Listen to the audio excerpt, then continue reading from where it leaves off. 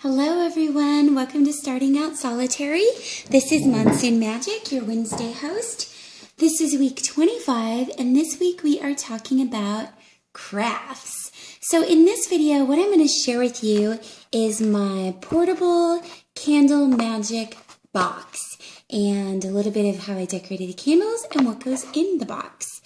So the reason I created this, let me kind of explain why I have this, is now that I'm much more active on Facebook and, I pretty much accept all my friend requests, and so my friends are growing, but about once or twice a week, someone will post something on their page, or it shows up in my newsfeed, asking for prayer or energy.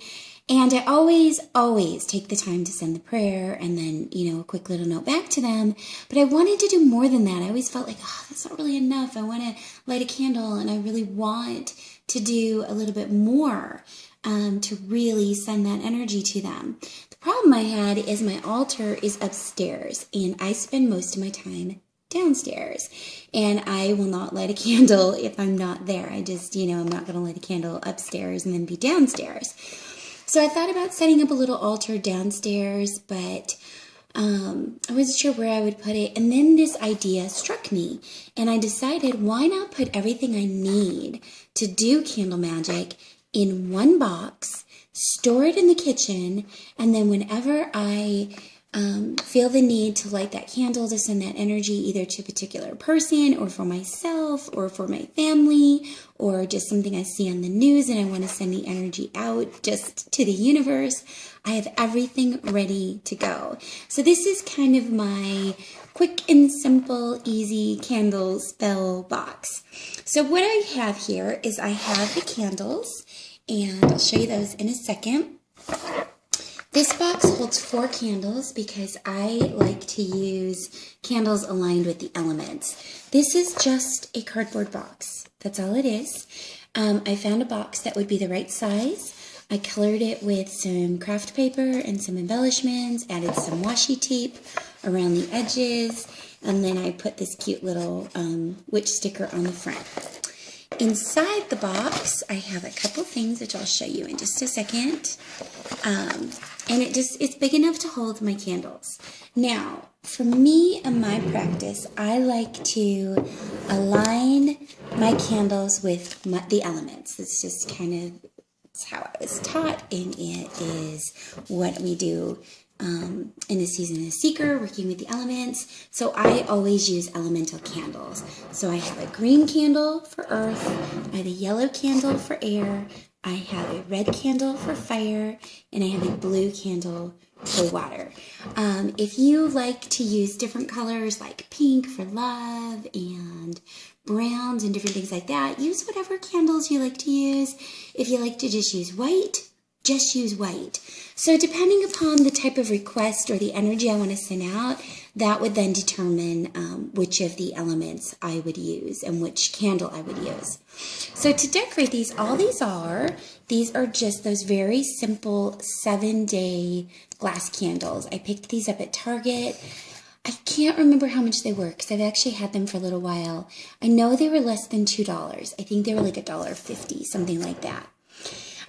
In this video, I'm not going to go into how to dress a candle or anything like that. That's its own thing, and everybody kind of has their own way to do it. But what I like to do, especially since these are the glass candles and I do like to anoint them with oil, is I take a skewer. Hold on, I'm going to pause you and grab a skewer. Hold on. I'm back. I take a skewer, just a little wooden, like bamboo barbecue skewer, and I poke down into the candle all the way down so that I can infuse the candle with the oil. So you can actually see on this candle, there's a little bit of a line right here. That's part of the herbs kind of coming through. I poke 3 holes. I keep them away from the wick because I don't want to get the oils and the herbs too close to the flame because you never know, they could be combustible. So I poke the holes more in the outer edge of the candle all the way down, and then I dress it with different oils. You can use olive oil, you can use essential oils. For these, I used different essential oils aligned with the energy of each of the elements and the energy I was infusing in the candle. So my earth candle is all about peace and grounding and protection. My air candle is all about calm and clarity and perspective. My fire candle is all about passion and the quest and energy. This is a great healing candle if you just need that energy and you're feeling lethargic. And then my water candle is all about healing, tranquility, love, emotional peace, things like that. So I choose the oils to align with that. I also have herbs, and I push the herbs to the best of my ability down into those holes also. You can see sometimes the herbs get a little stuck on top. I did poke cloves into this one as well. So I dress the candle, I anoint the candle, I put the herbs, the oils. For the decoration, all I did is these are some parchment paper images that I had ordered from an Etsy shop, and I attached them with double stick tape. So you can see it's a double stick tape, and I just attached that to the candle because I want to be able to reuse these. They're so beautiful. So I didn't want to glue them on there. So that way, when this candle burns out and I need to purchase a new green earth candle, I can just remove this image and reattach it. Now, to really personalize it though, because yes, these candles have been blessed and anointed and infused with energy, but I want to personalize the intent, especially if it's for a specific person who sends a request.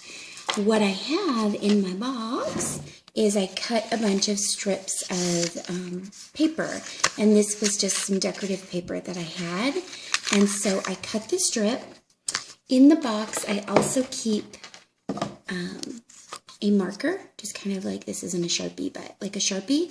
So for example, if I'm looking at my Facebook feed and let's say someone puts a request, their husband is feeling ill and can we send some healing energy to him, I will write his name on here. I write my intent, healing, and I might put a little symbol or a little sigil on here. And then I attach this to the candle with some tape. I just tape it on there, say my prayer, and I light the candle. And then I have this downstairs with me, this box with my papers ready to go. I have my marker ready to go. I have my candles, and I also put together a little bag of, this is basically a chakra set of crystals. So if I want to pull a crystal and add that crystal energy to what I'm doing, I could also do that. So if I wanted to pull a rose quartz for healing or love, if I wanted to pull the tiger's eye for that grounding and protection, or so I basically have one for each of the chakras. I could do all chakras around the base of a candle, or I could pull just a particular crystal as well. But this box, I'm so excited about it. I'm ready. Send me some feeds, you guys. I want to send you some energy. So I just have it ready to go. So I have my candles. They fit perfectly in my little box. I have my papers ready to go to put names on. They just slip in here.